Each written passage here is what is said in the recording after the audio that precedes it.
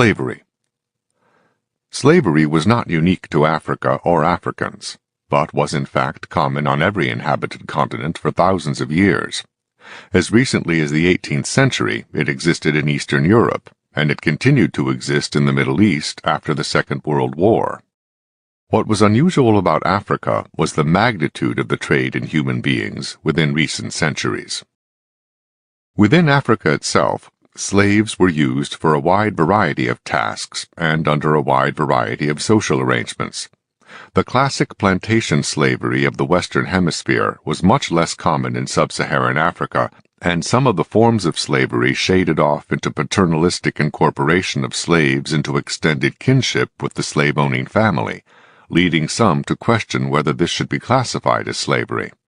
However, such paternalistic arrangements were at one end of a spectrum that included brutal subjugation and even using slaves as human sacrifices. In some parts of Africa, such as Egypt, the Sudan, and Zanzibar, Africans were in fact plantation slaves on a large scale. Even where they were not plantation slaves, however, they often nevertheless lived separately from the free population, rather than in the kinds of paternalistic domestic living arrangements that existed elsewhere.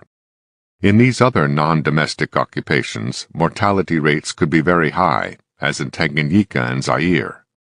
The proportions of slaves in the general population varied, ranging from a minority to a majority even in a given region, such as the Sudan or Nigeria. Most African slaves remained in Africa. Indeed, those captured in the Sudan remained in the Sudan, and those captured in Nigeria remained in Nigeria. But the numbers exported were still enormous. In the middle of the 16th century, the total number of slaves exported from Africa was between 10,000 and 20,000 annually. 2 centuries later, the number peaked at about 100,000 annually. Origins and destinations of slaves also changed dramatically. The bulk of the mid-16th century slaves were exported from the northern Savannah and the Horn of Africa. But sometime after the middle of the 17th century, the west coast of Africa became the principal supplier of slaves, a position it was to hold for another 100 years, as the European demand for slaves in the Western Hemisphere overtook the demand for slaves in the Islamic countries of the Middle East and North Africa. The magnitude of the slave exports from Africa is particularly striking in view of the relatively thin population of the continent then, as now. The population of West Africa, where most of the Western Hemisphere slaves originated, has been estimated as about 11 million people at the beginning of the 16th century, increasing to about 20 million by the beginning of the 19th century. In some parts of Africa, such as the region of Angola and the Congo, enslavement was on a scale that exceeded the natural increase of population and resulted in depopulations of villages. In addition, the massive movements of captured people overland entailed a spread of disease. Cholera and smallpox, for example, followed the routes of the slave trade in East Africa. Markets for food and other provisions for the slave trade also grew up along its routes. The Arabs took more women than men, partly to fill the harems of the Ottoman Empire and other Islamic lands, so that the societies left in the African savanna tended to have an excess of men and children. The Atlantic slave trade took more men than women, using slaves principally for plantation labor, so that the West African societies from which slaves were taken had an excess of women and children.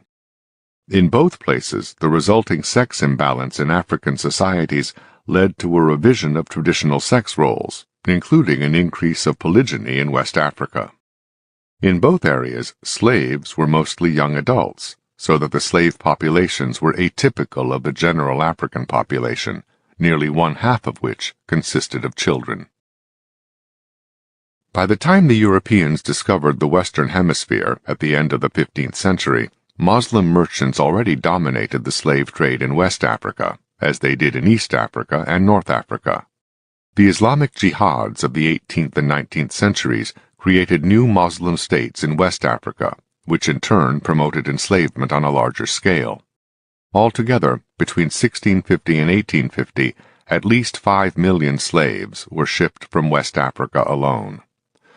Inland tribes such as the Igbo were regularly raided by their more powerful coastal neighbors, and the captives led away to be sold as slaves. European merchants who came to buy slaves in West Africa were confined by rulers in these countries to a few coastal ports, where Africans could bring slaves and trade as a cartel in order to get higher prices.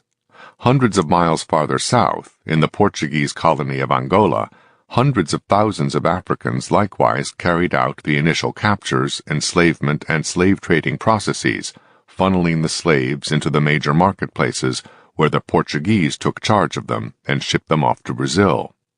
Most of the slaves shipped across the Atlantic were purchased, rather than captured, by Europeans. Arabs, however, captured their own slaves and penetrated far deeper into Africa than Europeans dared venture, before the era of modern medicine provided the latter with some protection against the fatal tropical diseases for which they lacked biological resistance. Over the centuries, untold millions of human beings from sub-Saharan Africa were transported in captivity to other parts of the world. No exact statistics exist covering all sources and all destinations, and scholarly estimates vary. However, over the centuries, somewhere in the neighborhood of 11 million people were shipped across the Atlantic as slaves, and another 14 million African slaves were sent to the Islamic nations of the Middle East and North Africa. On both routes, many died in transit.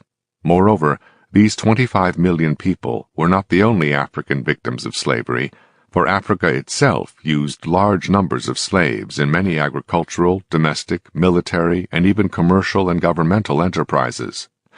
The sum total of all the human beings who fell victim to the institution of slavery will never be known, even for Africa, much less for the world in general. The ending of the slave trade was one of many European policies imposed upon Africa by the conquerors. This did not mean the immediate freeing of existing slaves. Simply stopping the trading of slaves was itself a monumental undertaking, lasting for at least a century. As for the freeing of existing slaves, resistance and evasion by Africans, and especially by Arabs, made this a much more protracted process in Africa and the Middle East than in the Western Hemisphere. The very phrases used in these different parts of the world reflect their very different histories. While emancipation was usually a specific event at a specific time in the countries of the Western Hemisphere, the decline of slavery was a much longer and more uneven process in Africa, where slaves were still widely held in the early decades of the 20th century. In some Islamic countries in Africa and the Middle East, slavery lasted even longer. Saudi Arabia, Mauritania, and the Sudan continued to hold slaves on past the middle of the 20th century. Mauritania officially abolished slavery in 1980, though its own government admitted that the practice continued nevertheless. Indeed, Mauritanian government officials themselves have been implicated, and, more than a decade later, 30,000 black Africans were still being held as slaves in Mauritania, often under brutal conditions. On a smaller scale, slavery persisted in some other African countries on the eve of the 21st century. In one of the backwaters of Ghana, under local customs, some offenses required restitution in the form of turning over a virgin from the offending family to be a sex slave. Estimates of the number of girls involved run into the thousands. Commercial exploitation of young slaves also had not died out completely as a new millennium approached. Trading in children is a common practice in both Benin and Nigeria. The New York Times reported in August 1997. Economic history. Because written records were unknown throughout most of pre-colonial black Africa, much of its history is lost, except as preserved in oral traditions, in the writings of Arabs or Europeans, or in the researches and surmises of archaeologists and anthropologists. Nevertheless, enough is known to dispel some common misconceptions about Africa. The peoples of Africa were not simply hunters and gatherers of the spontaneous produce of nature. Agriculture existed for centuries before the Europeans came.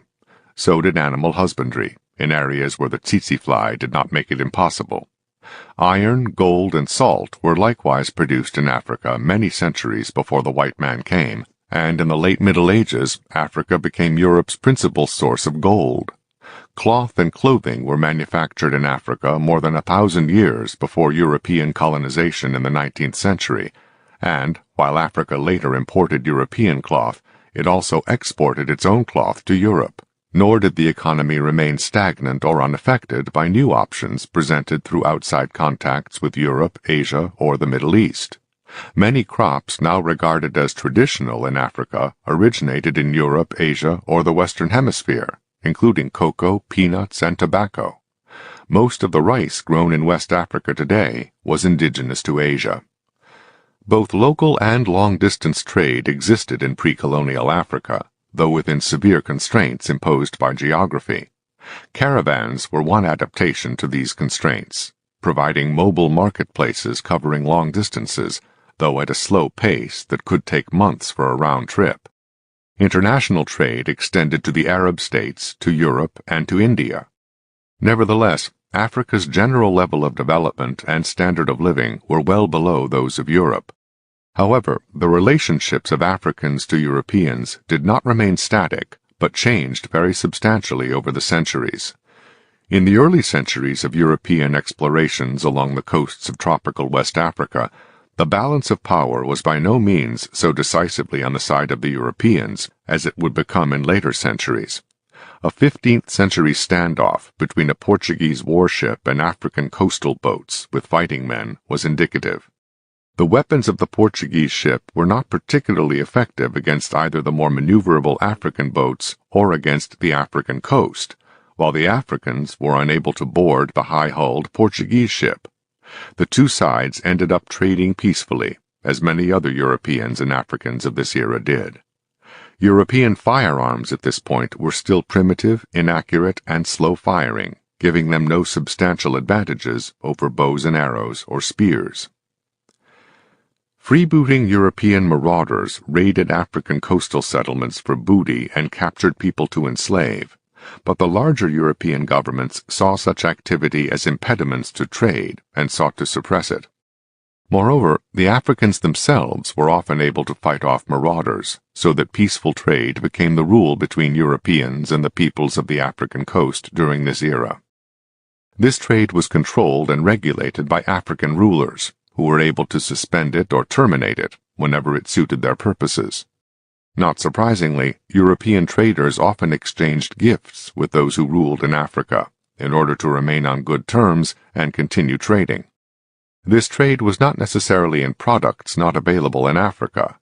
Senegambia, for example, imported approximately 150 tons of steel annually from Europe, but steel of comparable quality was being produced in Africa, though its cost in Senegambia was high because it had to be transported over land, while steel arrived from Europe by water. Even when military action was taken by Europeans in Africa during this era, it was often with the help of African allies. When the Portuguese fought without such allies, they were more than once defeated and massacred. Slaves were among the main commodities traded during this era, which preceded the era of European territorial conquests in sub-Saharan Africa. This trade was, like other trade, largely under the firm control of African rulers, and it too was suspended whenever this suited the interests of those rulers. By the time, centuries later, when the balance of power swung decisively against the Africans, the vast Atlantic slave trade no longer existed. The slave trade with the Western Hemisphere had been virtually annihilated before the European scramble for Africa began in the 1880s, and slavery itself was banned by all Western Hemisphere nations by 1888, when Brazil became the last of these nations to emancipate slaves. Several factors influenced the belated efforts of European imperialist powers to conquer Africa, centuries after they had conquered the Western Hemisphere. Perhaps the most decisive difference between the two conquests was the simple fact that disease was an enormously powerful ally of the Europeans in their conquests of the American Indians, who died in great numbers from the spread of diseases from Europe, while disease was an enormously powerful ally of the Africans in resisting European incursions. With the passing centuries, however, the use of quinine and other medical advances enabled Europeans to live in, and therefore to conquer, tropical regions. Meanwhile, the progress of European weaponry, especially the use of rifling and gun barrels to increase accuracy, turned the balance of military power decisively against those with spears or bows and arrows. At the same time, The Industrial Revolution created vastly increased amounts of wealth, from which European governments could easily obtain the resources required for expensive campaigns of imperial expansion, while the absence of such developments in much of the rest of the world made for a huge disparity in power that promoted European imperialism. The readiness with which the African continent succumbed to European colonial powers was one measure of this disparity. Even a small European country like Belgium, a pawn in Europe's power politics, could carve out a huge portion of Central Africa as its empire, calling it the Belgian Congo. Portugal, a country both small and relatively backward by European standards, had an even larger colonial empire in Africa. Major European powers like Britain and France took over African territory several times their own size. Not all this was achieved through sheer military power on the battlefield. On the contrary, both the conquerors and the conquered tended to minimize their losses by agreeing to some form of indirect rule, in which local authorities continued in their traditional roles, or in strengthened versions of those roles under European hegemony, while the imperial power made policy through them and influenced or controlled who could act as local authorities. However, such abrogations of African sovereignty were not agreed to merely by persuasion, bribery, or trickery. An obvious and enormous military disparity provided the context for such agreements. On those occasions when the military strength of the Europeans was directly confronted, the results were often disastrous for the Africans. When an outnumbered group of British troops defeated Ashanti warriors in 1873, inflicting far more casualties than they suffered, it was a pattern that was to be repeated elsewhere on the continent over the years. At the historic Battle of Omdurman near Khartoum in 1898, 20,000 British-led troops easily defeated 60,000 Sudanese, slaughtering many thousands and losing only a few hundred of their own soldiers. Smaller punitive expeditions similarly applied the Europeans' military superiority to secure African compliance. Not only European governments, but even private companies or groups of white settlers were able to seize control in various parts of Africa, primarily through the technological superiority of their weapons. Private groups of Arabs, likewise, set up their own little fiefdoms in parts of sub-Saharan Africa. Here and there, Africans won historic battles, but ultimately the weight of technology, wealth, and organization were all against them, and ultimately they succumbed. In particular places, such as early 20th century Tanganyika, the fighting might be fierce for years, but such fighting often represented the all-out efforts of Africans against a minor portion of the manpower and firepower available to the Europeans. Where Europeans were not prepared to make larger commitments of men and resources to African colonization, a modus vivendi might be reached with the more formidable African forces, such as the Maasai in East Africa, as a prudent alternative to warfare. But the terms of such agreements, as they evolved over the years, extended European control, even if not always to total subjugation. In one way or another, virtually the entire continent of Africa was conquered by various European powers, in part because such conquest used up relatively little of these nations' total military or economic resources, rather than because of any great value of these African possessions. All sorts of special interests in Europe, missionaries, businessmen, politicians, or the military, had their own reasons to urge the creation and expansion of colonialism in Africa, but officials responsible for the public treasury were often opposed, viewing the matter in terms of financial costs and gains. In special cases, such as the Congo or South Africa, with their valuable mineral resources, the conquest might repay its costs, but these were exceptions rather than the rule. In a later era, when the costs of maintaining European rule became higher, whether in financial, military, or political terms, vast areas of Africa were abandoned as rapidly as they had once been conquered. Almost all the countries on this huge continent achieved independence within a span of 2 decades, beginning around the middle of the 20th century. While pre-colonial Africa had its own economic skills, institutions, and social patterns, the coming of European civilization nevertheless had a profound impact, especially in sub-Saharan Africa, where Europeans often introduced the plow, literacy, wheeled vehicles, and other fundamental advances, along with much suffering associated with conquest and continuing subjugation. The mere imposition of law and order, the cessation of intertribal warfare as the colonial powers established their hegemony over the contending Africans, had profound economic implications, as it once had in Roman Britain or later in Scotland. For example, land once too militarily vulnerable to cultivate could now be farmed. Thus, although whites seized vast amounts of land in Rhodesia, Africans there cultivated more of their own land than they had before the European conquests. European medicine, railroads, schools, and numerous commercial products also transformed Africa's economies and cultures. Europe's economic impact on Africa was far greater than Africa's economic effect on Europe. Contrary to various economic theories of imperialism, Africa was not a major outlet for European investment or exports. In the early 20th century, Britain's investments in Canada alone were larger than its investments in Africa and India put together, and more British money went to the United States than to Canada. France and Germany were likewise reluctant to sink much of their money into Africa. Commercial trade with Africa was similarly trivial for the economies of the European imperial powers. On the eve of the First World War, Germany exported more than 5 times as much to a small country like Belgium than to its own colonial empire, which was larger than Germany itself. France likewise exported 10 times as much to Belgium as to all its vast holdings in Africa. Out of Germany's total exports to the world, less than 1% went to its colonies in Africa. Africa was somewhat more significant to Europe as a source of imports, though most of these imports to Europe from Africa came from a relatively few places, such as the South African gold mines and diamond fields, or West Africa's cocoa and palm oil regions. Overall, Britain received less than 7% of its imports from Africa, less than from any other continent, including thinly populated Australia.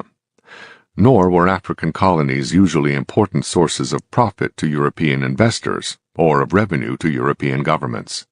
German colonies, for example, in the years leading up to World War I, consistently absorbed expenditures greatly exceeding the revenues raised within the colonies, with taxpayers in Germany having to make up the difference.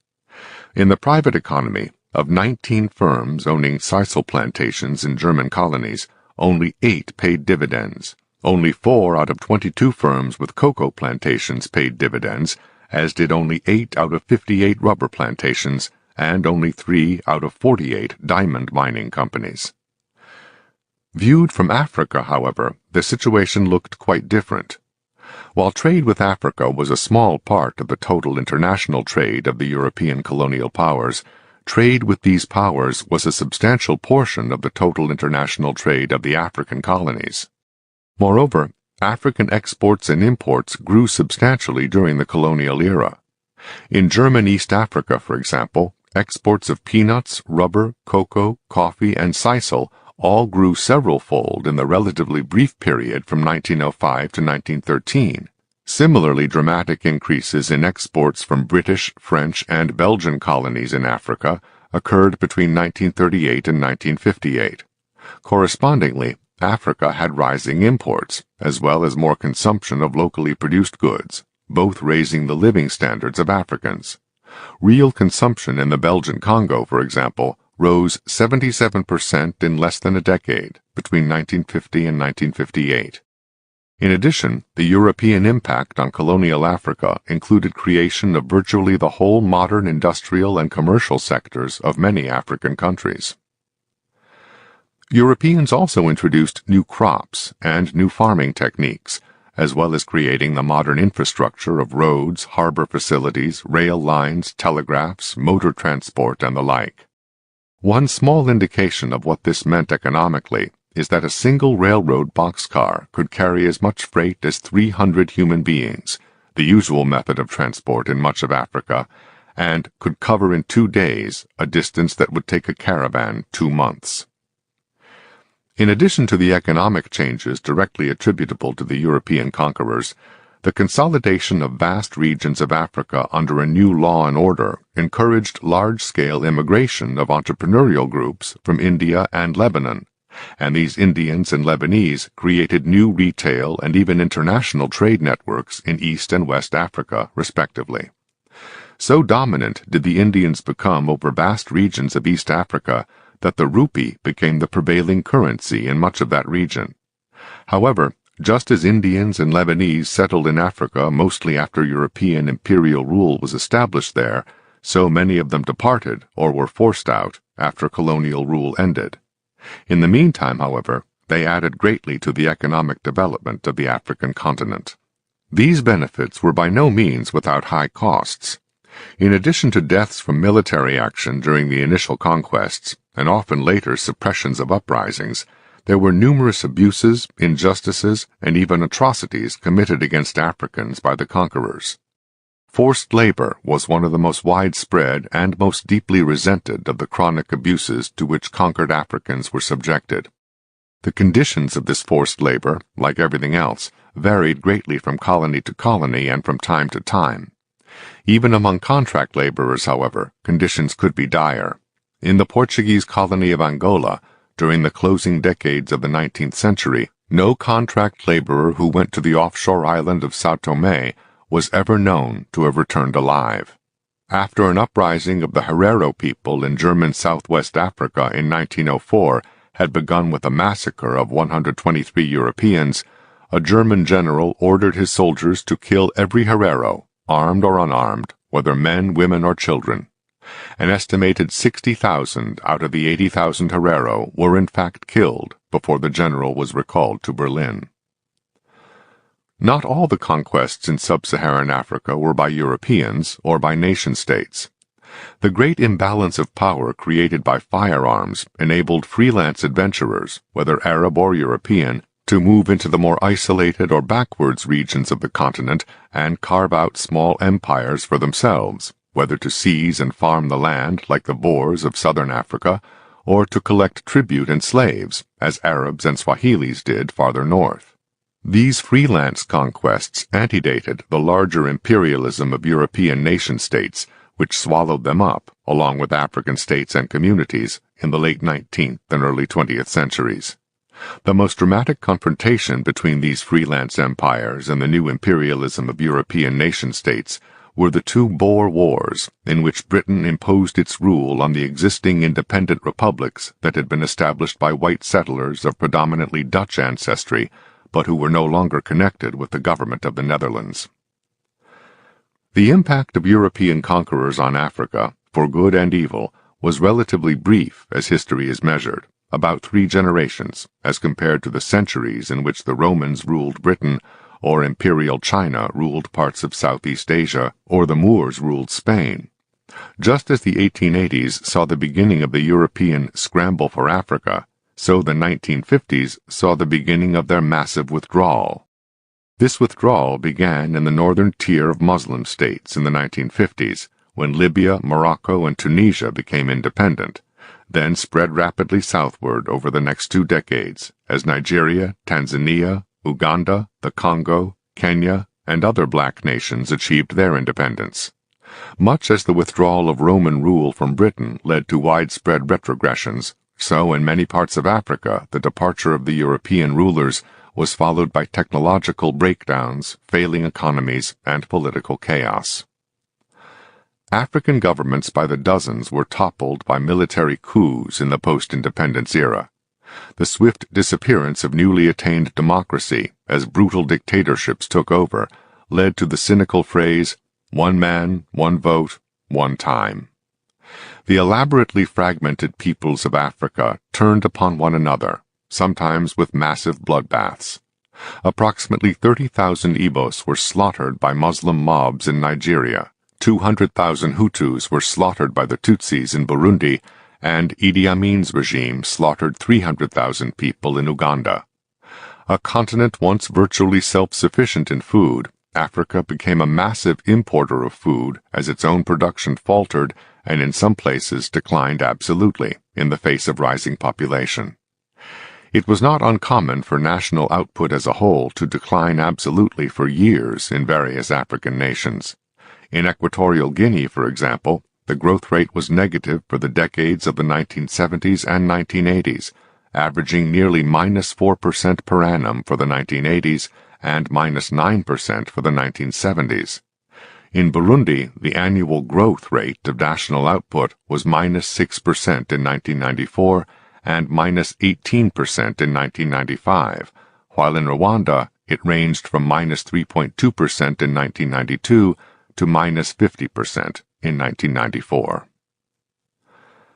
After the soaring rhetoric and optimistic expectations at the beginning of independence were followed by bitter disappointments and painful retrogressions that reached into virtually every aspect of African life, the immediate political response was not so much a reevaluation of the assumptions and policies which had led to such disastrous results, but instead a widespread blaming of the departed imperialists, or racial minorities such as the Indians, or even the United States, which has had relatively little role in African history, for good or ill. African nations. Over the centuries, African nations rose and fell like nations elsewhere around the world, the strong conquering the weak and either subjugating or enslaving those unable to resist. The Zulus, for example, invaded and conquered much of southern Africa in the 19th century, before the British arrived in 1879 to confront them and fight for control of the land. The first battle between them was won by the Zulus, leaving this scene of carnage on the battlefield. 2 British drummer boys were hung up by their chins on butcher's hooks, their stomachs cut open like sheep. Most of the white men lay on their backs, with their hands clenched, their faces contorted in agony. Almost all of the more than 1,300 dead men had been disemboweled, turned on their backs, then slashed open with a spear from sternum to groin. Their intestines had spilled out onto the ground where the Zulus' bare feet had smashed them, spreading a stinking ooze across the plain. A few men had been scalped, and some had been mutilated, their genitals cut off and stuffed into their mouths, or their lower jaw chopped off and taken away as bearded trophies of victory. Although the British ultimately prevailed over the Zulus, taking few prisoners, less than a generation later they had to fight 2 brutal wars for control of South Africa against their fellow Europeans, the Boers, a mixture of Dutch and other settlers who had landed in South Africa before them. In the Second Boer War, 26,000 Boer women and children perished in British concentration camps. Such were the grim realities of imperialism in Africa, whether the imperialists were black or white. The centuries-old conquest of the agricultural Hutu by the cattle-herding Tutsis left an even larger and longer-lasting legacy of carnage among these 2 African peoples. After Rwanda and Burundi became independent nations in the second half of the 20th century, the former under the Hutus and the latter under the Tutsis, in each country the dominant group proceeded to massacre the other, setting off a cycle of slaughter, revenge, and mass refugee flight, whose end was still not in sight as the century neared its end. Lamenting the vagaries of fate may leave us with a galling sense of helpless frustration, which many escape by transforming the tragedy of the human condition into the specific sins of specific societies. One clear thing that we understand from history, especially looking at Thomas Sowell's research, is that slavery was a scar on the human race as a whole, the human condition in general. But today, when we turn to hold on to grievances, we simplify and summarize things like slavery to be the sins or the specific sins of specific societies. So today we want reparations from the people who bought the slaves, but we give no thought to the people who sold the slaves. You let me know in the comments below, do you think Africans should also be held responsible for their role in slavery? It may just have been 10% role played, but it's still a role played. Or we should just focus on the people that we say made the most from slavery and the slave trade. Thank you for watching. If you enjoyed it, please give it a thumbs up, subscribe, hit that bell if you're new to the channel. And until the next video, stay free.